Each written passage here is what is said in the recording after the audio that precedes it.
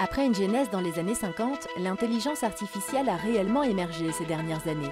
Bien employée dans le domaine de la défense, elle permettra à la France d'assurer sa souveraineté nationale, de conserver la supériorité opérationnelle par rapport aux adversaires potentiels et finalement de préserver des vies.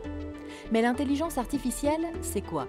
C'est l'ensemble des techniques qui permettent de reproduire les fonctions cognitives humaines comme la perception, le raisonnement ou de résoudre des problèmes calculatoires très complexes.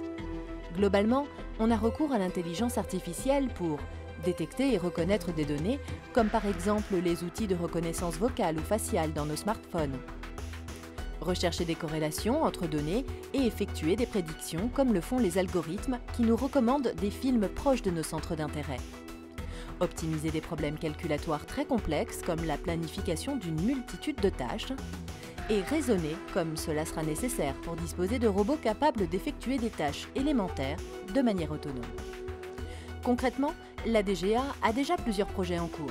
On peut citer les modules de combat collaboratif du programme de combat terrestre Scorpion, un outil de détection automatique de véhicules dans des images satellitaires, des systèmes de traduction automatique de langues rares, des développements pour la navigation ou la planification de trajectoires autonomes et le partage de tâches entre l'homme et la machine, comme les études MMT pour le système de combat aérien du futur ou le démonstrateur Furious pour les robots terrestres.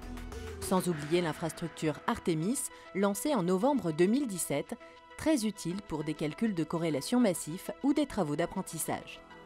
Dans une frégate, par exemple, l'IA sera partout.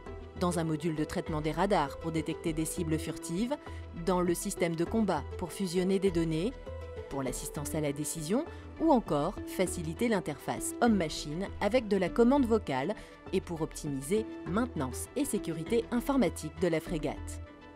Enfin, les applications civiles de l'intelligence artificielle contribueront à la transformation numérique du ministère.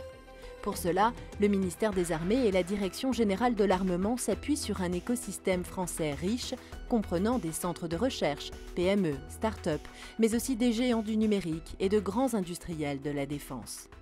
Question intelligence artificielle, le ministère accélère et profite des travaux déjà lancés par la DGA, toujours dans un esprit d'éthique et de complémentarité avec l'homme, bien loin finalement des fantasmes autour de systèmes ou robots totalement autonomes.